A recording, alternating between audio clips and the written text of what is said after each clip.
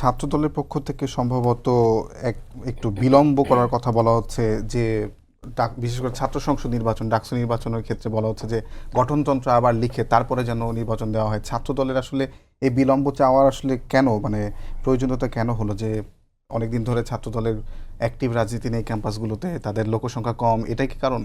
আমি আপনার প্রশ্নে যাওয়ার আগে আমার ভাইয়ের কথার সাথে একটা জায়গায় একটু ক্যান্ডিডলি ডিফার করছি। সেটা হচ্ছে যে ফ্যাসিবাদ আবার ফিরে আসবে, সে অন্ধকার দিন আবার ফিরে আসবে, এটা না আমি একজন রাজনৈতিক কর্মী হিসেবে একদম বিশ্বাস করি না। বিশ্বাস করি না কেন জানেন? বিকজ মানুষ এখন না এত সোচ্চার হয়েছে, এত সচেতন হয়েছে, এবং এই অভ্যুত্থান না মানুষের ভেতরে একটা বিরাট নাড়া দিয়ে গেছে। আমরা যারা সচেতন মানুষ, যারা রাজনীতির সঙ্গে সরাসরি যুক্ত, তারা যেমন একেবারে সাধারণ মানুষ যারা হয়তো কোনোদিন ভোটের বাইরে আসলে কোনো রাজনীতিই করে নাই, তারাও কিন্তু এখন নতুনভাবে ভাবতে শিখেছে, নতুনভাবে বিষয়টি উপলব্ধি করতে শিখেছে। সো বাংলাদেশে আরেকবার ফ্যাসিবাদী কায়েম হওয়া এত সহজ না। এক, ৭৫-এর পরে কিভাবে আবার ফিরে এসেছে?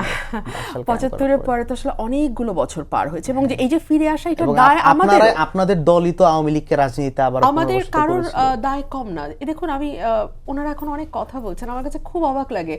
কত ১৫ বছর একটু ডিসেন্ট ভয়েস শোনার কত আপ্রাণ চেষ্টা আমরা করেছি, চাতক পাখির মতন তাকিয়ে আমরা বলেছি আমি ক্যাম্পাসে ছাত্রলীগের দ্বারা বেশ কয়েকবার নির্যাতিত হয়েছি বলেছে আপা, মানে সম্মিলিতভাবে হয়তো বলেনি, কিন্তু হ্যাঁ, মানে আমরা লোক সংখ্যা কম ছিলাম, কিন্তু গত ৫-৬ বছর প্লিজ আপনার সময় বলেন। আচ্ছা প্লিজ। সো আমরা না তাহলে ওই ভয়েসটা ফ্যাসিবাদকে ছাপিয়ে যাওয়ার মতন হয়নি, বা অ্যাটলিস্ট আমাদের কান পর্যন্ত আসবার মতো হয় নাই। তো এখন আমি যেটা মনে করি, এখন মানুষের যেই রকম পরিবর্তন আমি লক্ষ্য করি, তাতে একদিনে কিন্তু হাসিনা হয়নি, ফর গড সেক। 2008-এর হাসিনা, 14-এর হাসিনা, 18-এর হাসিনা, 24-এর হাসিনা, চারটা হাসিনা কিন্তু ধীরে ধীরে ধীরে ধীরে আরো বেশি ভয়ঙ্কর, আরো বেশি মনস্টার, আরো বেশি মাফিয়া হয়ে উঠেছে। এত সহজ মানে না, এটা থুম করে 8 সালে হাসিনা হয়ে গেছে তা নয়, এবং 96-এর হাসিনাকেও আমরা দেখেছি। সো প্রত্যেকটা Hasina is a different Hasina, এবং ওই হাসিনাটা তৈরি করার পিছনে শুধু যে আওয়ামী লীগের অবদান আছে তা না, ব্যবসায়ী কমিউনিটির আছে, মিডিয়া কমিউনিটির আছে, দেশের আপামর জনসাধারণের আছে, আমাদের সকলের আছে। বিরোধী দল হিসেবে বিএনপির দায় আছে, প্রত্যেকের দায় আছে। প্রত্যেকে যদি যার যার জায়গা থেকে যতটুকু সোচ্চার হওয়া দরকার ছিল ততটুকু হতাম, তাহলে আরেকটা হাসিনা তৈরি হতে পারতো না। আমি ডাকসু নির্বাচনের প্রসঙ্গে আসি।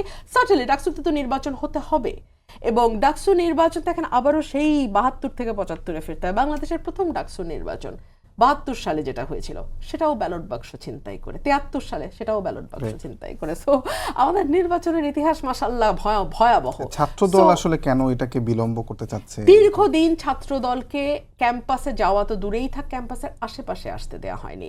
রাজনৈতিকভাবে এখনো কিন্তু একটা অস্থির সময়ের মধ্যে দিয়ে আমরা যাচ্ছি।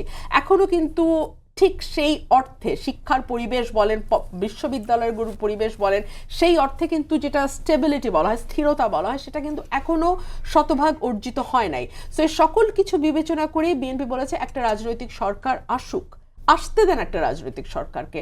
তারা যদি আপনাদের চাওয়া অনুযায়ী কাজ ডেলিভার করতে না পারে, তাহলে আপনাদের হাতে তো আছেই অস্ত্র, আপনারা তো ভোটের বাক্সে সেটা জবাব দিয়েই দিতে পারবেন।